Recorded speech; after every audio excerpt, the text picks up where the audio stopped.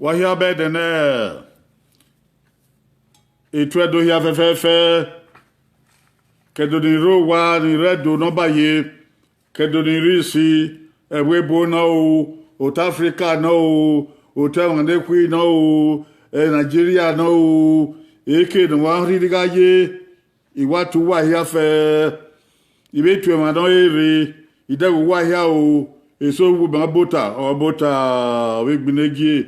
O eso wo ba van.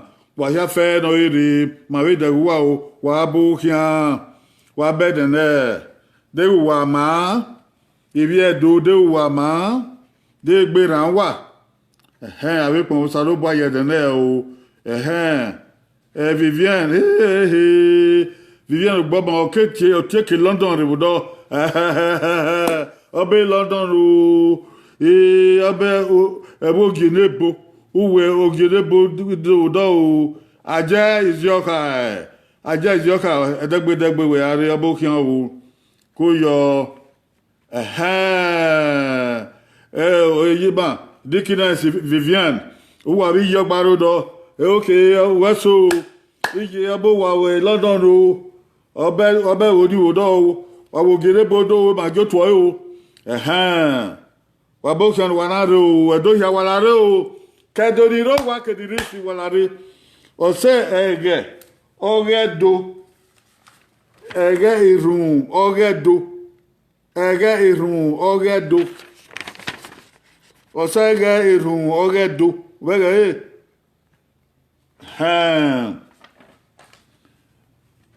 na iwe ni oge na na kin iwe ni oge na orebe Matthew wu enovi hiyo iwe ni oge na orebe Matthew wu enovi hiyo bega iwe ni oge na weso edo wahia bugie wahia laro Evans laro Magdalene laro ukane oge na ukane topic ukane oge na oye wera begbe redamen ukane oge na topic. Beware of temptations. Beware of temptations. O sa abokia o. Edo hia wa abokia o. Wa hia so na. Wa ga ri run gyosa. No nya ma sa lo bua ma. We ni ra ke bogo mo ke bogo ri no wa. USA de no gbe na. Wese yo venanyu wese ya no mose ye kakasa wese agbonurie ni ma uri ma lo bi na so na uri ma pagbe na bi de fun uri ma na do ma asi koko ma ne run wuwe bo ma na re o aso ma na re ava ma na gwe no sa no boaru dazi no yagbon ke be yimi e ma na re ba o fian gbe ba yo no wa enwe ma gi ma enwe ya lele ye ko no man ni ma ya da heaven we yo no man no make that la odia you ma ya yin me da gbon ma na ya guwe na ya gebo na ya gegbe ma pon wo kan ma ro wo kan nu yi wo de gbe ma da gbon ma ka son ke bavan eke ma di gaje ile do ya fe wi an si koko no ma re na no ho ita me no ba ho gebe won ve gba won otagun ni ma en won sayo hu de di Jesus Christ no nyama ise who no man lucky. Obokian o. Tesi adono. Obokian o. Ida we don't Johnson adosoman. Obokian o. Wahia laro. Na ati ebe no wan. Matthew we no vi hiyo. Okay well.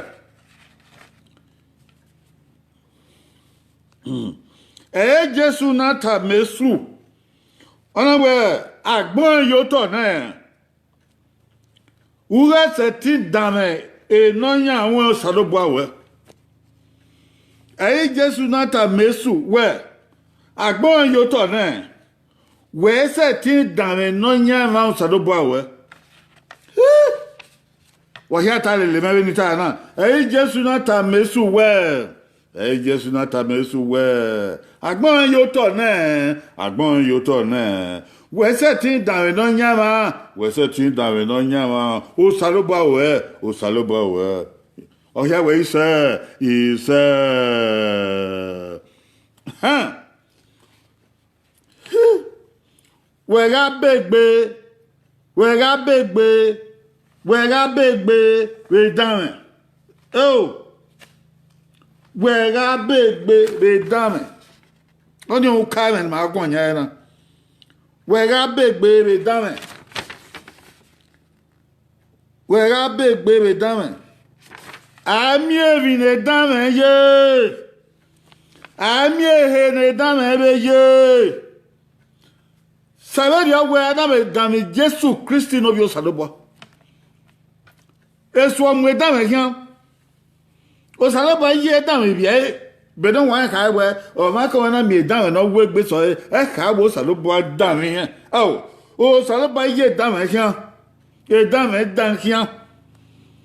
O ma ko na mi dame o yi winesu no.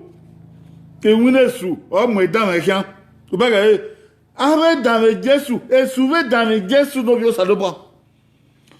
Hunda Jesu dame Jesu no bio saloba. O. Esu ave setting down where. Oh. Akanuna setting dame Jesu no bio saloba. O. Esu ave setting down where. So abana Jesu dame we. Ise. Oga dame we. So abana mmebuton we. Ise. Tabana Jesu, imu egboto,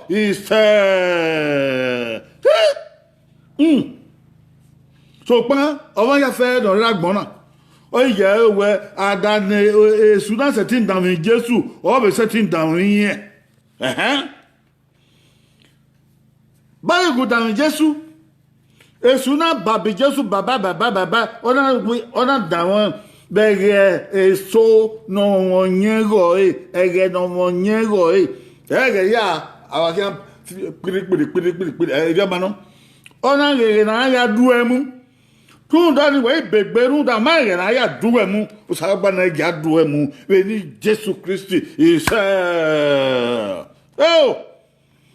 ebere wa ta ma we oriona unti Jesu adie uwegbo vogi mwa wene Ori gbawe ni na nerun we ra agbawe ta nerun. Ori gbawe ni na nerun. Esu na swe la ri wegbo. Na ya dan won. Wege giewu u o kanya adami we. Ege nu ya nerun kakabo. Eke nu ya ma we kakabo. Ege nu ya gbawe, ege ni e dan ya de. Ho! Ori e we pa be ke nu ana mi yobore. Ori we adi ke no mara pana dage we dage mara pa ni oya hold on duemu Jesu duemu yo de ha Yesu ya dam Jesu o de ha ni o ye be ya dam mana gbon de na o de ha ya dam Jesu o de ha ni Yesu ya dam ma edene No cow. Ona dami Jesu, hunda go hamegbe, o no gbawe. Nevu sanga de o hamegbe. Ogbe. O no gbawe never da wu wa de, o ma se no ham yagbe. Ogbe. Jesu na gbawe le ipe di yeva. Ona mgbanwe le ipe di yeva ma yo madam. Ege ni Jesu ya go hamegbe. O gwala me no won. Ogwale ba no gaye ona buere ona kama we no ye okuta na aboko okuta na ya kien mebo ma we bodon Jesu na we ba oda o very we nesu ba pa ya gosa so pa even ya fe no ke orion ogo salubare ya gosa ba bien edene na even so ye we ro odun ha megbe o ha me no gba mi o ga ugwe Eba o ha me ba ke bo we nyan ke bo ogede o agbe o ha wo anyon o agbe o wi adajon o ge da gbegbe o ha me ya gbe eso irun da ni ya si e itaba o yinbo ne bo che drug oh okay rio la lo o ke ki are egi mi no yu so abo na Jesu itaba da mi ma oh o ha le gbe obero e ba so do no gun de ba e ba ga da o ya ha e ba ga da o ya do yi e ba da e mi na ma die na o ya si e da me no e da me re ni ya yere ga wo yare ga gwale ba e u yere ga wo yare go ha me baba u yere ga wo yare ga gwale vi bo u yere ga wo yare go e mo ro to e ban rukun wa re na we e mo yan yi de mo yan yi ba ya mu ba yi hu e patako he ba ya mu ba yi hu patako he o ha me baba wa gbona ile taba won o ha me gbona pa wa gbona yara hu de ba e imane ni ga yu de ki na mi ba e o gwa lo ma mi ibi e do ya fe e ke ni ga ye yan yo bob mu yan gwa do ki yan gwa win na yan gwa simigo yan gwa zeko yan gwa luigo yo de no ba de go bi e do ki ya wo e do ma e wo e o bi e do kwe ki yi gwe ma e na ya luigo he gwe ma e na ya simigo he Gome na akungo obi do kweki uwe agbagodo bo a ho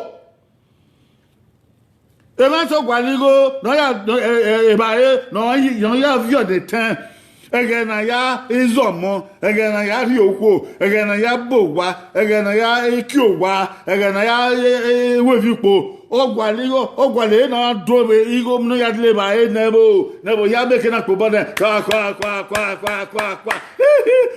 owi ba ma ya ri o e ma se fe yo egbe ugele ya le ba e na bo ho we ni na meke na ba ti awon we en go ko ayawo eyawo ko e da me no be na ba me le we ma ile be dio e sa le be don o yi ro be dio e sa le be ro be na ba le we ma le be dio be do bo we se e wale be do bo we se o sa lo ba gwa lorun ya we mi e gbo boyo bobo tidi e Jesu na wi yen ye egbe wa me egbe ba e ya ga Jesu o we de su pa o da wi re e da me be dio ga do ni su pa o da wo re na wo ya mo ya le ba na bo da baraka nu ya sisa nwe ne su pa bo da wo re ya no sisa e ni ogo so lo bo ya mo ye bo mi ya gbewe ya lije ya lema ya sisa na gbon ri bo yan kure o sa lo bo ari enu o esu manya oni owo odupo give an esu ya da mi Jesu ona da ma we no ri egbe ma yen metun non ye bari egbe mari emetin o salobo anyati uwe sagbon do right e nu ri egbe mawo metin u feko u ri feko o de na ri egbe mara metin o wa bu o loka o wi en ho ni ri egbe ma wi yan ase ma yan ma sebe bebo na yan ma sabu wo tebo na yan ma sebe ebo na ye na yan ma sebe singu na yan ma sebe wa na yon ma se wo dena ye feko we ma se o salo boanya se nebo ti authority o salo boanya o authority o ma se e so dan o ma o no die gbe ma se u ta mi an wo se van e du ta yo se e feko koyo no pogeva o we no die gbe ma wi wo odion Wọ́n Emmanuel ye isimi nu bupo geva bupo geha isimi wọ́n ya fẹ́ ototo we anye agbon ya o saloba no geva ya fẹ́ le buade o saloba be dege bo be dege uwo odion nu di egbe ma bo we timi wegbe uwo odion o han jagun ade kunu ye o han jagun simi o han jagun rai o han jagun ye o han jagun u we no we ato bo we zenyo bo uwo odion de baba ifija de yeye ifija de to no don de ifija we wo ari man wo odion do wana makayan wo odion u fe ko e so we na di egbe ma yan ni láti egbe ti ma yan yan Ebi nu wenya, ama be gwenya. O salo ba be yin ri enu. E bo me te ke wo nya. O we wo ri egbe mo huru ri egbe ma wo nya rin na. Iya agbon ya na wo nya. Agbon ya na wo nya wa. Agbon ya na wo nya moto na. Agbon ya wo nya to na. Agbon ya na wo nya ho na. Agbon ya wo nya mo na. Agbon ya wo nya tan na. Agbon ya wo nya polo na. No agbin na ba na agbon ba de esu o ya dan e dan no. Nu ri ma wo nya. Eso na ri ma wi iye o ka bi se be wana. Nyon ka bi se bi dunda. Nyon ka bi se ba da mu na. Nyon ka bi se ba azeri. Nyon ka bi se ba ri no ma. Nyon ka bi se ba atio ma wi na. Nyon ka bi se na ya ko ma wi na. Nyon ka bi se na ya ka e no ka sunu na. E da me no. E da me no. E wu ma ri egbe ma de ba ni re o wu efo. De wo kan ta ma won e wo nu ri egbe ma. Kan ba we no pa wo da o were. O pa wo da o were. Agbon ya na wuwe o nya e kabise. Eso onu esu be aho nu ri egbe ma gbon so wuwo wo ense. Wo ense. Ugele ye esuku yo wiwe. Ugele mo bonya kega. Agele mo ge eru ede oge yen mi ofu ewo. Agbon ya ho no ma re wa ya fa we ho. Kodogo. Oge nu we ido se ke nu wo pa ori ta wo pa wa ta wo pa setin ta wo pa on wo be ma on enu ta pa wa se e fianko da ve ko orun opa manya mata orun opa manya mata o mamia o salo bo anya e mata no be nya yen mi gosa o denesu ya dan mama ni ki o amari ma wa anu ta nu es de wa ta be no je so pan agega na ti egbe ma na meke na na meke na de ge na meke na mo hedo amu ha o rio e dame non esu na dame Jesu o ri sege na ya gwa le mi Togi sege na agwa levi. Na agwa levi o ewe mi mebe anya ni mebe nya ni mebe ame na weri ema agbon wa gwa levi na ye ma na agbon tege upon no ibata no oyowe no eru no okoto no egedege no so iso no na ri ema ni banya Ore isegeni ufeko. Urifeko. Eyawo uko, eyade dame. Ne vaso u ni ayado fe, ni ayado ame. Maya hon ya we wanso wa fe yan wa ya. Yo na gbon ri azingo. E ma yo bi yan ri azingo. E ma yi yan ri azingo. E ma yo ti yan ri azingo. E ma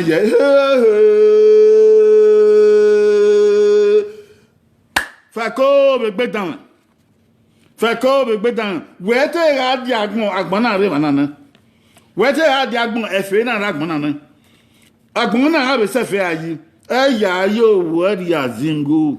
Eya ye ra ri azingo. Eya yi yu ri azingo. E ta na re suno. Ho! Wagi feko ke nu ri ga ye o ma ko nu ri akin. Ami o na me dan. Mamie eso be ya defie dame hunda reniado ya ameti reniado ya ameti wa mu ma so yupo ofo o wa dagbedamu eyin o wa eyin ri ogo na wa eyin digweto wa eyin yokun tu ti o ma be don po ma be gun o e ma ati e bokun eyin kun ni yan pa ri don wa ri feko E dame yakin. Me de dame ye. Eyunde agwaleti nu ya deba otune ori yue. Otunu we agbon ya we ma. E ya deba yan. Fun da ma ni aya pe. Bo se obi Jesu wekin. Oyo sale bo wekin. E ya deba tudan. Uwa ma en na de bie, da en na de be unyu nyi me mata. wa nyu nyi me ma to dan wi nwi na ho SSMS una nyu nyi me we ebe mo ha o ekenu adi o yi bo to dan o so ba nya hu ta gbona ya de batu no fa won ebe di ba o ya de batu no fa won ebe di ba o wa gu gwa re di ba o wa gu mu ke di ba o ha o so ba yu we je onu ra ke di ba o u fe ko da men yakin da men yakin ekene da men lare obun o ọmọ anagbon esu lo do ya dan mama ọmọ anagbon aye mo anagbon esu lo do ya dan mama olu abo se o se owo se o se we lare otu na jado la ko hon be ni ya sunwon egene de la tu ele lo so we ya la tu ni begin la o na mi e o me fe o to ame go da o ma nu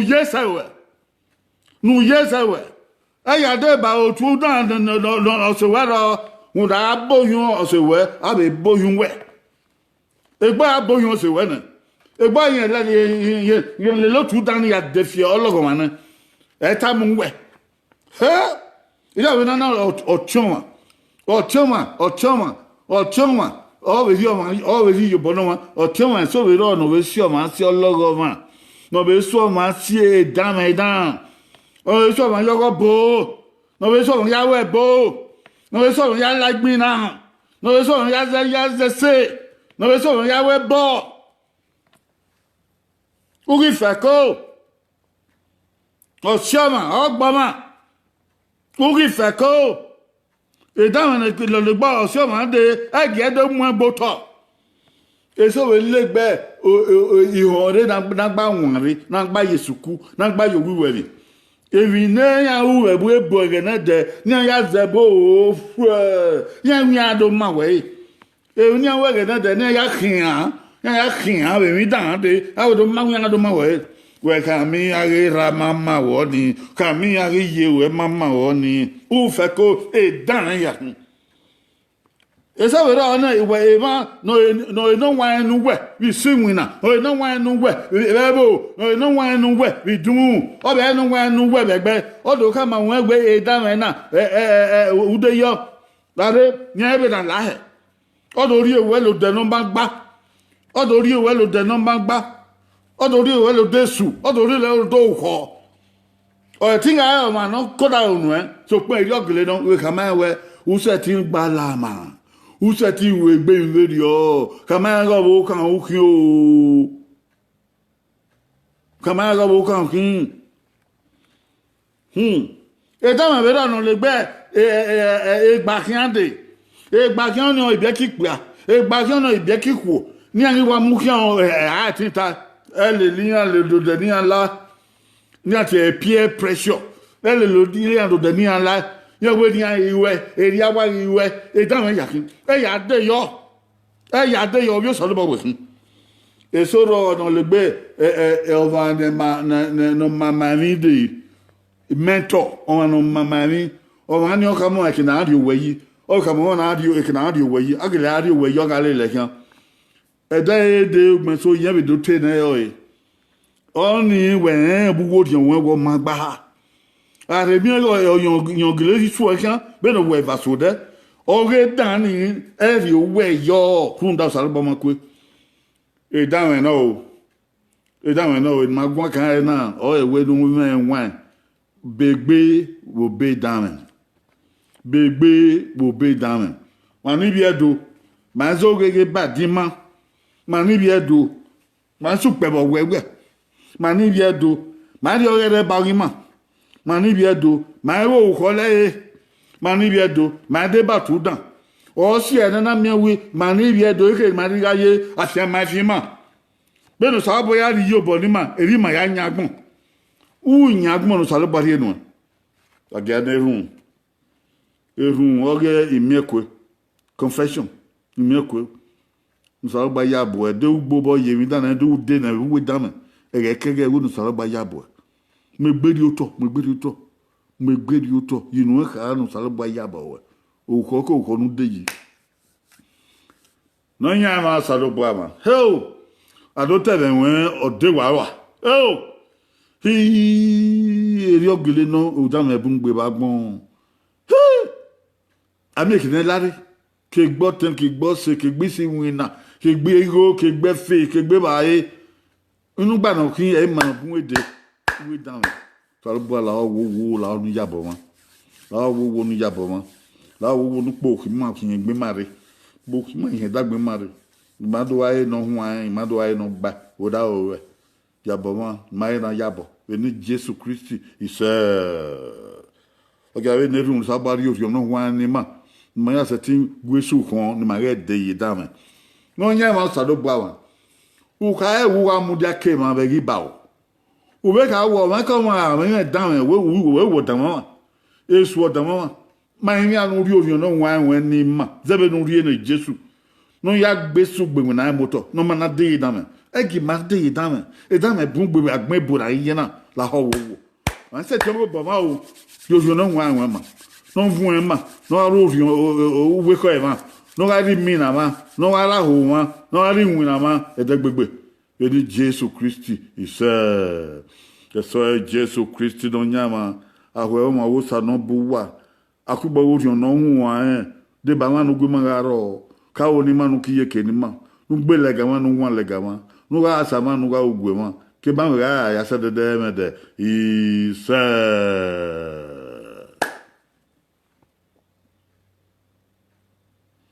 Ofun egbe na nyawo saloba oguwaro. Ofun egbe na nyawo saloba oguwaro. We do here fair no re wa bo kian o wa weso. Friday o mwegwi obo kian o. Precious oba isagbon. Governor Ebenanwe no deru Stephen JP. Obo kian o baba. Obo kian o Ebenanwe no deru ode wa. Alex Okoye Kebe Andrew Arebun obo kian o agarese usaheni otemeni ko yo temede uma ko yo lumba usanyade obokia o omo sagie irogwe o eni ore baba ni omo sagie irogwe ko yo sani Ibrahim o oyira me eni edowe bo sani Ibrahim eni edowe bo abje yiwa imofon obokia princess no sakari basaki dagewe dalitin rigs omo ede wahia bokia Solomon demundia Yogwe la gesan, ke ovyo gesan, ovi ekpen no wa, ovi ezo monu zebu, ovi ogako gedegu, ovi no nyamozo, ovi na nyimi, ovi zebu na zamova, kuyo bokan. David Ugo, obokan o, ebi awe nana ehiso, Kevin, obokan o, ehiso, obokan o, Ogbodu, brother, Ogbodu, Weso, Ogbodu, Kislos ama reba, yo, Mata, Wesley Kingsley, my Benny do yo, Harishi, Kato, my ire kadero hade, yo, Obokia, Okwele, Lucky, Obokia, Dagewell, Elijah, Dagewell. He, Reverend Dr. Benjamin Osagbaiko. Hey, Reverend Dr. Benjamin Osagbaiko. Ko yo Osagwera o. Obi wina no nyama o. Ewina no nyama sabunu ogwa o kuta deni mose bota o kawere dari o. Amazoke. Ke bodami gia. Ke o kuta deni mose dagewa wa bokia o gafwa ake. Ko teme magbagun na son no sa igile uyi la rezo uyi obo avia so gie ko yo avia so gie egbe bade idagewe o agido tan rafwa idagewe edagbegbe na omo se igo ero omo se igo gbon segbe pe bodun bo bonu e ya gbon ọmọ seigo uma we ọmọ sigo erio ọmọ seigo akubo na owie ọkaime uta segbe ugbon segbe tesi adona obokia unoma kedon mama igbe eniwe gbegbe ya fiegbe o sare me Osareme, osarieme. O mais gbafo. O si a ri I e mi eni. Osarieme. Ya no. Akutai koyo virame. Ure Madrid wodo. Ha! Iwe bodo wodo o erian obota o mandari ibnaba. We bodo wodo o osewunta. Evans. We say Ogbon esegbe o osewunta. O ma we asemota. O ma o. O dan we osewunta. Biedo you am here. Gladys. Agbon Laban. Hira mi. Obota. Don't want. Don't want. No win ani. Ri any. No one. Koyo omo. Obiogyo erian dagewe.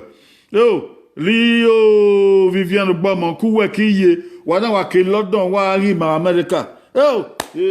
Kàbí yé wẹ́wẹ́ dó o wẹ́wẹ́ lágẹ́sàn o wẹ́wẹ́ lámògùn o wẹ́ London òdò wàwọ́ bógere bódó o agbọ̀ngì abáhàn sọ̀rọ̀ ọbọ̀gìá ìgbìnigẹ̀ ètò ẹgbẹ́ ọ̀sà rami ẹgbẹ́ ọ̀sà ìbándọ̀ ìgbìnigẹ̀ ọbọ̀gìá Gladys ìwòdà ọbọ̀gìá dẹ́gẹ̀wẹ́ o tínà ọ̀sà kẹ́kẹ́ bẹ́ẹ̀ ilé mọ́nà wà ìfàbọ̀gìá o akpitan káàtù ọ̀nà bá ṣáàṣọ kún gbọ́ wá òré bàbá ìmáyà o ọba mẹ́dọ̀ àgẹ̀dọ̀ òré bá ìmáyà ọbọ̀gìá o èyí máa tó bọ́ eré ìdá sílvà yẹn wá kàárẹ̀ ọbọ̀gìá yẹ gbọ́gìá mẹ́àkín ọbọ̀gìá o wàtọ́pẹ́ àwọn àdówẹ̀dọ̀ àwọn yìí máa lórí egi àmì ọ̀pá fìjà wàwẹ̀dọ̀ o èyí máa sẹ́rí àkín ìrìnà yé ìwúfẹ́wù wáyé ìwú náà mẹ́ o àwọn àdó wẹ̀ igi òtún yàn o sàrọ́bà náà kí màá mẹ́fẹ̀ẹ́ o wàhíà àtọ̀ wàhíà pẹ̀ ìṣe ìyẹ́dọ̀ ní mọ̀ọ́sẹ̀ wà mọ̀ọ́sẹ̀ gbé wàgbàlẹ́gẹ̀ náà yà tó ta náà lórí ìwà ẹ̀ náà ló dàyàn àdórí ìwà ẹ̀ ẹ̀ màrí náà o dé owó ọ̀gẹ̀dẹ̀ yìí náà o dé ìyàbẹ̀kọ yìí náà o wà ìgbẹ́gbẹ́ àdó àmì ẹgbẹ̀bọ̀ ó tún ní máa mú gbọ́n náà ti Edo International Congress máa ṣe fẹ́ máa ló yóò bọ́ báyìí àyà ìtọ́nà fún náà láyà yóò bọ́ kàn ṣẹ́ yóò bọ́ kàn ẹ̀ pìọ́n ṣẹ́ agbọ́n òyìnbó náà yóò bọ́ kàn náà mẹ́kẹ́ náà vẹ́wà náà bú ibi ẹ̀dọ́ yà fẹ́ akẹ́kẹ́ ní adìgáyé wọ́n kí wá pọ̀ wá rí YouTube ìfọ̀n ẹ̀fà ẹ̀kan wọ́n rí YouTube wọ́n ṣe YouTube náà mi kéde àgá wà náà bá yóò wà rí ẹ̀hẹ́ òwúrẹ́ ẹ̀ ní àwọn ẹgbẹ̀rin pàrọ̀ dúkùn wá ní àti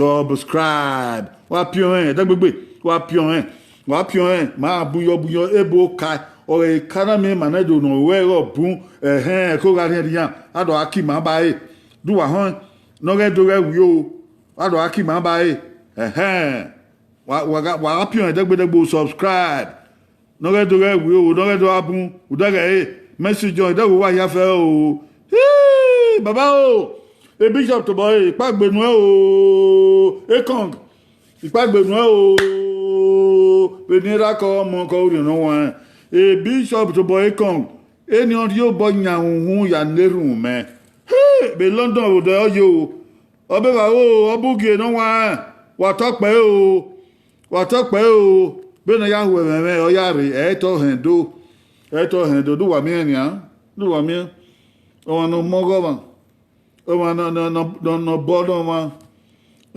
ó yọ owó sàlọ́bà ìdágbọ́n bishop ní ìtúwàhíà o wàwọ̀ wádó wàwọ̀ dẹ́dó wàwọ̀ dọ́dó wàwọ̀ àmẹ́dó wà ní ìpìà yóò bọ́ọ̀rọ̀ àwòkà àwọn ẹgbẹ́ o kàkàbọ̀ rẹ̀ ní ẹgbẹ́ ìwẹ́ yóò bọ́ọ̀rọ̀ àwòkà àwọn ẹgbẹ́ ní mọ̀sọ̀mọ̀sọ̀ ní yóò bọ́ọ̀rọ̀ ó lè lọ wọ́n ẹgbẹ́ ní mọ̀sọ̀mọ̀sọ̀ ní àwòkà àwọn ní ọ̀gíọ́ ní yóò bọ́ mọ̀ èrò pẹ̀gẹ̀rẹ́ nìyẹn náà ó wẹ̀ ẹgbẹ́ òkà ẹ̀wẹ̀ wọ́n yẹ ẹ̀wẹ̀ gbé wà tàmà ẹ̀rẹ́ wẹ̀ tàmà ẹ̀rẹ́ ọ wà rọ̀ wá o ó wà tó lẹ́mọ̀ àríkò ní ọ̀yà lẹ́wà iná dídín kẹwẹ́ èyí náà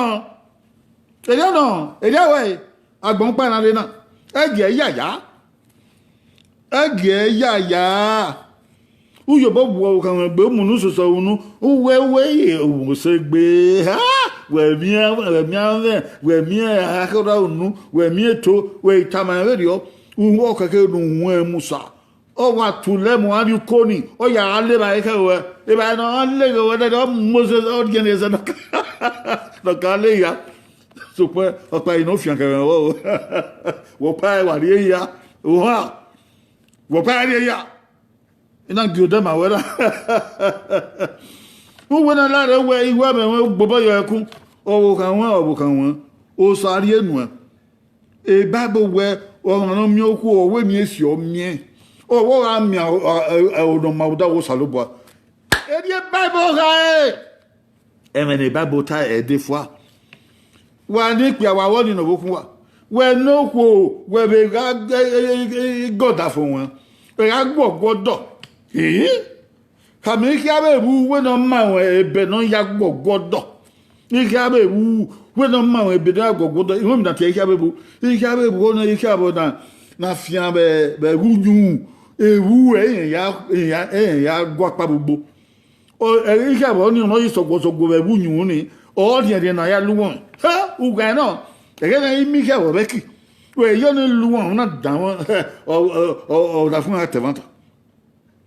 Tẹ̀wọ́ntà. Uwe le do mano da fun we. O wa ko ehun de o kede o buki on na me e na me na yin me mane do ota e Bible tie be di o mane do kere ni ade e maketa e na me na yin me. Uwa ti o da fun na me na yin me e piro pa no do nu onu e de fo a ti e na me na yin me o ga ti o we me na me yo e na me won. Lord, L-O-R-O-D, small letter L-O-R-O-D. Order fuen, oh yeah, your Lord, your husband. Your husband. Is there Veronica Lee? Ena Yebuta. Maybe Osaga. I want more about with this. You cry Kenatabo, Udova Kiribo. I went to church of a nine. E na me we gbe wan ye e na me na yin me ra be o we mo dede o mo dede ye gbe wo egbe na ton ri eni o de kan ri yan wa yan we wo re na ya ni ro e wo do ye ya o bo da fun owo din aya mi na so we ge mi o yan na so wa o mo dede ye gbe ro re you bo we true you can my why we need learn way? Why we need learn way? Amen. Who not that for we on pass all that bono on my way? We ga we be yo yin do en wo o ma bi we akede bi wo bi do pataki ogele nu. Agbon na ni gbe di mana ngori on so to. Agbon na ni gbe di mana gba oko to. Agbon na ni gbe di mana mo yo yo. Agbona ni gbe di mana we mi be ni baba bi ye maya mama mi wa ni bi edo eru wa bi yu wa mama mi obere be ni gbeni ebi era bi ye ebi bi mo ne pataki ebi bi mo no so ye yan ihun ni ahun na we dagbon won ege ti fia ege ti likwa ihun ni baba bi ye mu na we dagbon we di e ma wo wa we e money ni wa biele so ba lo ki ya manu wa o ki ya mani ma ise u yo bo wu yan hun e money yo bo wu hun u mu yan dede u mu yan ni wa de mi wa gwa lo yi ahun ya man no we to bu we dan de mi wa gwa lo what do you want e be bo yan ze be bo what do you want o be tama won de ni go e tu won gbe u be mo o di e kede be ne o be so kan Igo nu wedi ni o yin di ye po o aso ge kan be no aso ge kan ni o be mi no be ki we dagbon mo